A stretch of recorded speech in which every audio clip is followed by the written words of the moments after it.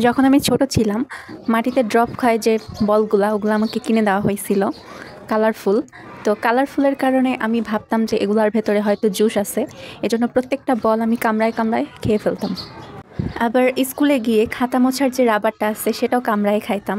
তো ওই যে বল খাওয়া রাবার খাওয়ার যে টেস্টটা সেটা আবার বড়বেলায় এসে পেলাম। আসসালামু আলাইকুম এভরিওয়ান। তো আমি এই যে রাবার তারপর বল এগুলার টেস্ট কিভাবে বড়বেলায় এসে পেলাম সেটাই আজকে আপনাদের সঙ্গে শেয়ার করব।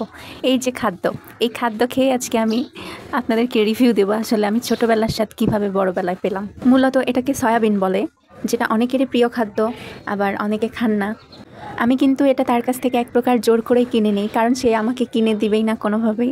সে বলতেছিল তুমি খাইতে পারবা না, রান্না করতে পারবা না, দরকার নেই। বাট আমার ইচ্ছা আমি একবার হলেও এটা ট্রাই করব। আমি এটা সবাই যেভাবে রান্না করে আমি ওভাবে রান্না করি নাই, আমি আমার মতো করে রান্না করছি যেন আমি খাইতে পারি ভালোভাবে।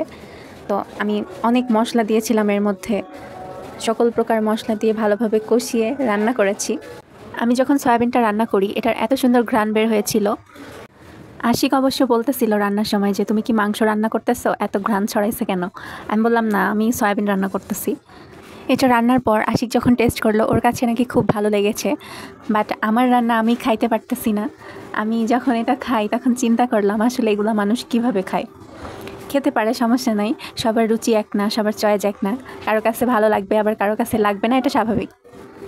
একদম কষা কষা ভোনা ভোনা টাইপ করে আমি রান্না করেছি। বাট এটা খাওয়ার পরে জাস্ট আমার মনে হচ্ছিল গাইস আমি ছোটোবেলায় ফিরে গেছি। আমি রাবার খাইতেছি, তারপরে ট্যাম্বল খাইতেছি। জাস্ট 1 মিনিটের জন্য আমি ছোটোবেলার ফিল পেয়েছিলাম, জাস্ট হাস্যকর। এটার ভেতরে কেমন যেন রাবার টাইপের, আমি যখন মুখের মধ্যে বাইট নিয়ে আমি টান মারতেছিলাম ঠিক রাবারের মতো বলতেছিল। একটা আজব ধরনের খাবার। আমি জাস্ট এটা শখের বশে খেয়েছি, আজকেই ফার্স্ট, আজকেই লাস্ট, এরপর আর কখনো খাবো না। বাকি যেটুকু আছে সবটুকু ফেলে দিব। যারা সয়াবিন ইতোমধ্যে খেয়েছেন বা খান তাদের কথা বাদ, যারা এখনও আমার মতো ট্রাই করেন নাই বাট করতে চাচ্ছেন তাদের উদ্দেশ্যে বলবো আপনারা এটা ট্রাই করেন না, করলে ঠিক আমার মতোই অবস্থা হবে।